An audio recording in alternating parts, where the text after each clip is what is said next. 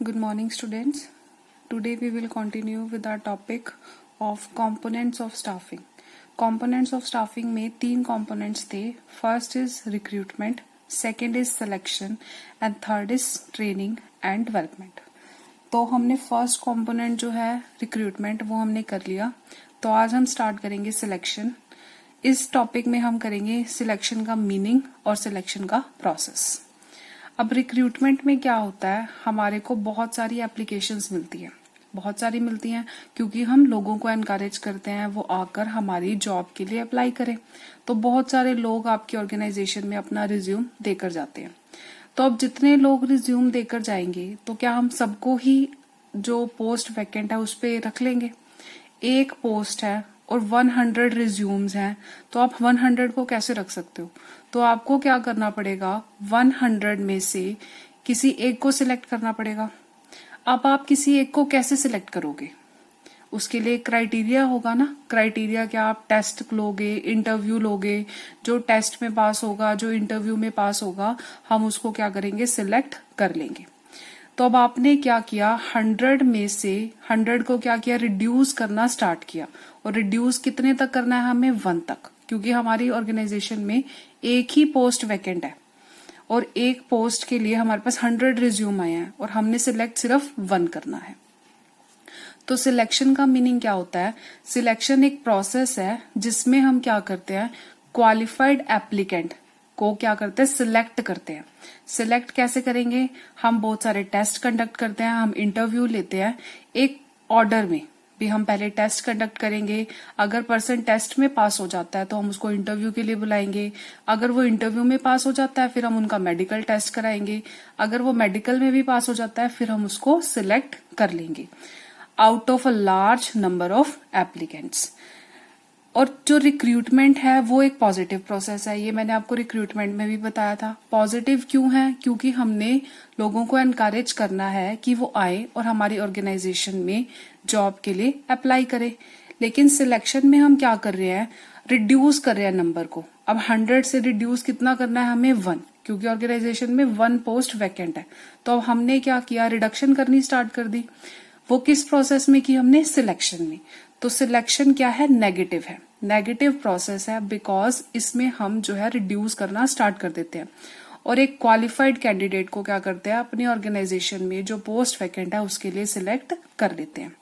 Selection का जो process है, it is a process of screening job applications. Screening का मतलब होता है ढूंढना, छांटना of job applications to ensure that the most appropriate candidates are hired.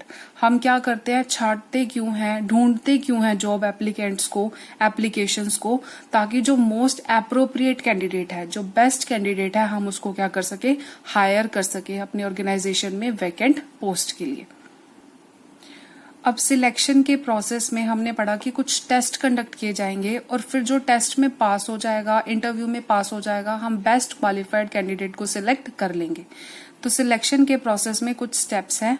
First step is preliminary screening, second is selection test, third is employment interview, fourth reference and background checks, fifth is selection decision, then medical examination, then job offer, contract of employment. ये steps इसी sequence में होंगे. ये नहीं है पहले preliminary screening की फिर हम एम्प्लॉयमेंट इंटरव्यू ले रहे हैं, ऐसा नहीं होगा. पहले स्क्रीनिंग होगी फिर सिलेक्शन टेस्ट के लिए पर्सन को बुलाया जाएगा. Today we will discuss the first step of the process of selection. First step क्या है हमारा, प्रीलिमिनरी स्क्रीनिंग. तो प्रीलिमिनरी स्क्रीनिंग में क्या होता है कि जब रिक्रूटमेंट करते हैं हम, रिक्रूटमेंट में क्या होता है, हम लोगों को एनकरेज करते हैं, एप्लीकेंट्स को एनकरेज करते हैं कि वो हमारे ऑर्गेनाइजेशन में जो पोस्ट वैकेंट है उसके लिए अप्लाई करें. तो सबसे पहले जो एप्लीकेशंस हमें रिसीव्ड हुई हैं रिक्रूटमेंट के प्रोसेस में, हम उनकी क्या करते हैं, स्क्रूटनी मतलब छटनी करते हैं. उनमें से हम फाइंड आउट करते हैं.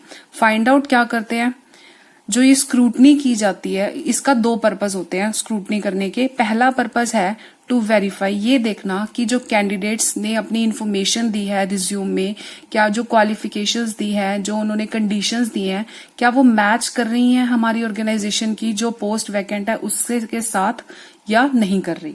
तो फर्स्ट यही करना है, हमने वेरीफाई करना है कि जो कैंडिडेट है क्या उसके पास वो क्वालिफिकेशंस हैं जो हमारे को उस पोस्ट के लिए, उस जॉब के लिए चाहिए हैं। दूसरा, ऑन व्हाट कंडीशन, किस कंडीशन पे जो पर्सन है हमारी ऑर्गेनाइजेशन में काम करने के लिए तैयार है। एक जो अब हम कहीं पर जॉब करने के लिए जाते हैं तो वो जो एम्प्लॉयर है वो हमसे पूछता है कि आप कितनी सैलरी एक्सपेक्ट करते हो। तो अब हम उसको बताएंगे कि हम इतनी सैलरी एक्सपेक्ट करते हैं, और वो हमसे ये भी पूछता है आपका एक्सपीरियंस क्या है, भाई कितने टाइम पीरियड तक, कितना टाइम दे सकते हो आप दिन में इस जॉब को।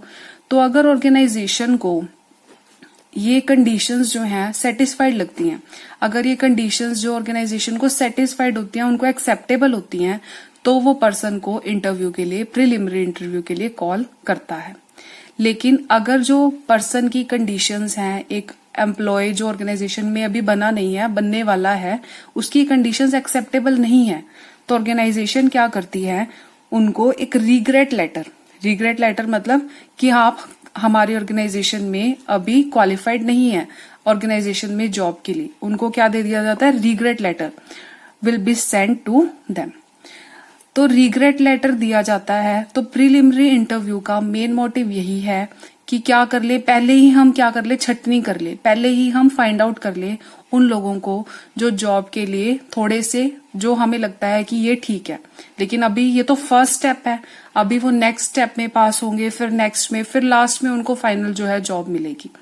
तो अब जो इसका मेन मोटिव यही है कि ऑर्गेनाइजेशन का टाइम बचाना, पैसा बचाना। अगर हम सबको ही बुला लेते हैं, अगर हम ये स्क्रूटनी नहीं करते एप्लीकेंट्स की, एप्लीकेशंस की, और सबको ही कॉल कर लेते हैं कि प्रिलिमिनरी इंटरव्यू के लिए आ जाओ, तो इससे क्या होगा, ऑर्गेनाइजेशन का टाइम भी वेस्ट होगा और मनी भी वेस्ट होगा। मनी कैसे वेस्ट होगा, क्योंकि इतने सारे लोगों के लिए अरेंजमेंट करना पड़ेगा।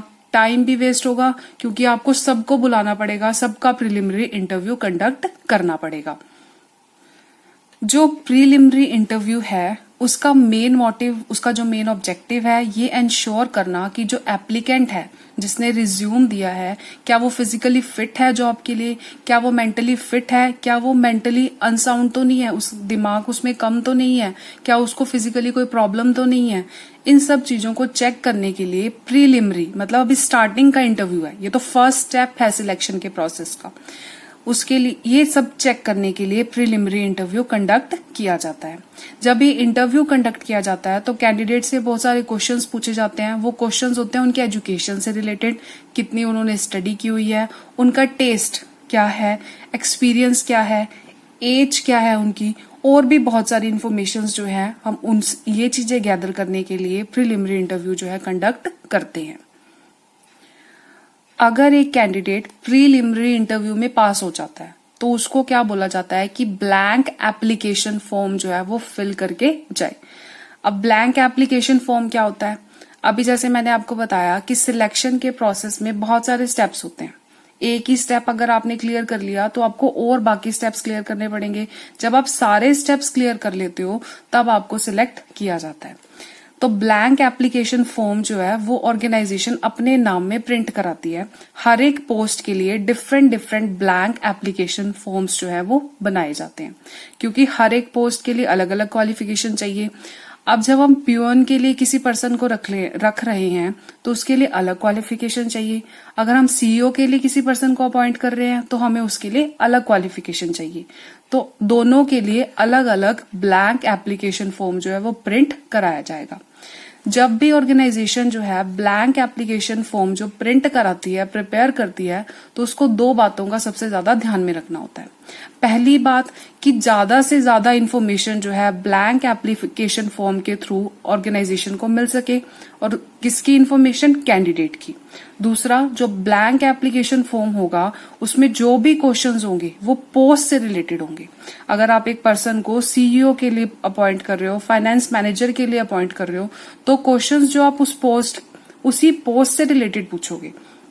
दूसरी पोस्ट से रिलेटेड आप ब्लैंक एप्लीकेशन फॉर्म में क्वेश्चंस नहीं पूछोगे। तो कौन कौन सी इन्फॉर्मेशन जो है हम ब्लैंक एप्लीकेशन फॉर्म के थ्रू गैदर कर सकते हैं। पहला तो क्वालिफिकेशन क्या है उनकी, एक्सपीरियंस क्या है, क्या उन्होंने कोई ट्रेनिंग ली हुई है, ये इन्फॉर्मेशन। पर्सनल इन्फॉर्मेशन, उनका name, father name, marital status, और उनकी नेशनैलिटी, ये सारी इन्फॉर्मेशन, मिनिमम एक्सेप्टेबल सैलरी, कितनी सैलरी पर वो ऑर्गेनाइजेशन में काम करने के लिए तैयार है। रेफरेंस में उसको 2-3 लोगों का नाम देना होता है, चाहे वो उसके फ्रेंड्स हो सकते हैं, चाहे वो उसके कलीग हो सकते हैं, या उन लोगों का नाम भी हो सकता है जहां पर वो पहले काम कर रहा होता है, ताकि जो ऑर्गेनाइजेशन है उसके बारे में और भी इंफॉर्मेशन जो है वो गैदर कर सके, उसके कैरेक्टर के बारे में उन लोगों से पता कर सके और बाकी इंफॉर्मेशन जो है वो गैदर कर सके। तो ये था हमारा first step, that is preliminary screening. I hope आपको क्लियर हो गया होगा। Thank you.